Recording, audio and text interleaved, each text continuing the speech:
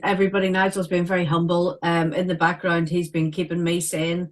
I've had a huge transition in terms of my business and my family life over the past sort of couple of years. And without the techniques that Nigel's taught me through havening, in particular, I wouldn't have got on a plane because my anxiety was so high.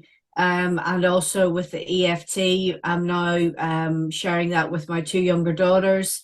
And maybe that's a basis to start, or maybe that's a conversation for another day. But I think the reason why Nigel and I are so passionate about talking to you from today and making the start is because it's such a noisy space.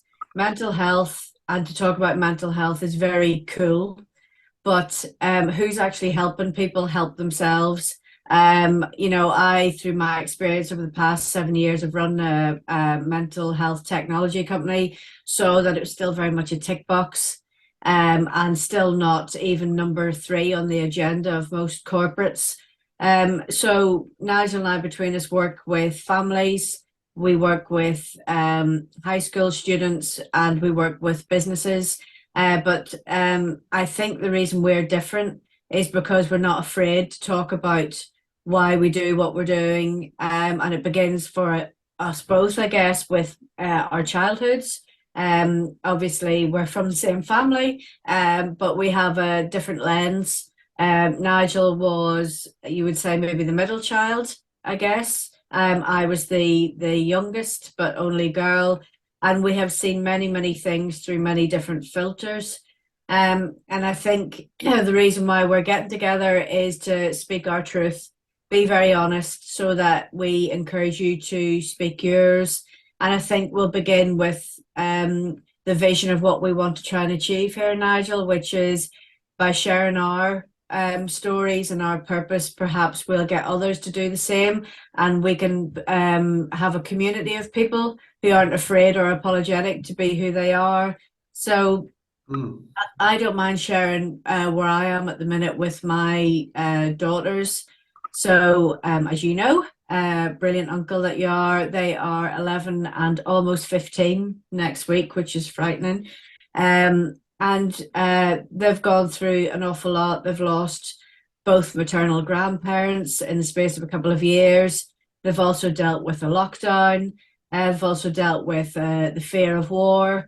And I don't know about you, Nige, but we grew up in Northern Ireland, which had its own set of problems, but never acutely felt every single day in the way that my two feel it. So they're much more tuned into the news, much more tuned into social media. You know, Tilda will be the first to say that she's learned more on TikTok than what we're talking about, because we're almost afraid to talk about it with them because they're still dealing with, PTSD from all the other events.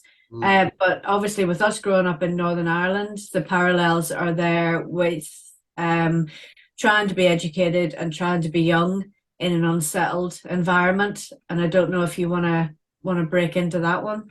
Yeah, that's exactly it. Because just I was listening to what you were saying, obviously, and I was thinking, what is the difference for me now compared to when I was the age of your daughters, 11 and 15? Yeah, it's a whole story, maybe perhaps for another day, what it was like growing up over here, because it wasn't easy for any of us in that situation. But what is it that I'm aware of now that maybe I would like 11 and 15-year-olds and people of all ages to have, is to really care about how they feel. Because you mentioned the news there. If we turn on the news, we need to know what's happening in the world. Certainly, it's a lot of good things and not so good things happening in the world. But whenever we tune into something and we get triggered, when we feel that, you say about losing grandparents, losing parents for your children, and that's all over the media, that's all over the news as well. But there's not necessarily, and maybe the time doesn't permit for them to do that, to say to the person, it's okay to feel sad, it's okay to feel unhappy, it's okay to feel lost. Can you imagine what a 11 year old feels like, what it's like to lose somebody significant to them? And I think it's important for us with our experience as well, to let people know that it's okay to feel that sadness, it's okay to feel that overwhelm. Because if you want to feel pretty crap, all you have to do, unfortunately, is turn on the news. And then within half an hour, it's over, and you're on a TV program, but your subconscious is running with, wow, what was that just about? And if we can almost filter out and be aware of how we feel and filter out some of the stuff that we maybe don't want to experience. That doesn't mean bury our head in the sand, but there are certain things we can affect and certain things we can't affect. And certainly I, for one, don't really watch the news media that often. I think I do believe I'll see and hear the things that I need to see and hear, but at the same time, I'm more conscious of it. Whereas when we were growing up, that's all you got all the way through. And I suppose it ties in with what I believe. We are like wee sponges up to about 7 years of age. We do absorb absolutely everything. And then after that, I think for many of us, we spend the rest of our lives trying to undo that.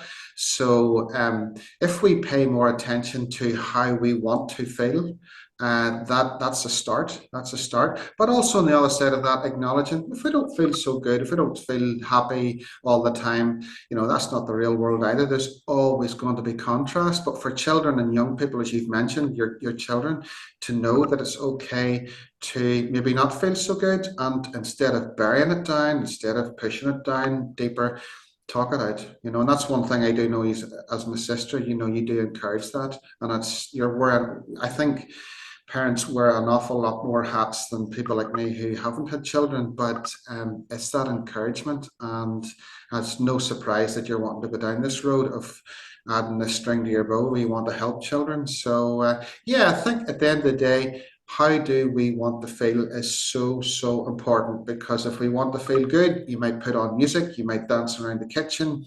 If you might go out in nature, you might go for a swim, might go for a walk, might just ring up your friends. And if you want to be aware of what's going on in the world as well, yep, we can tune into what's happening, but also realize that we're human and we're going to get triggered. But some things we can affect, some things we can't. And ultimately, the role, I think, of feeling good and feeling in control of our emotions is to take charge of them.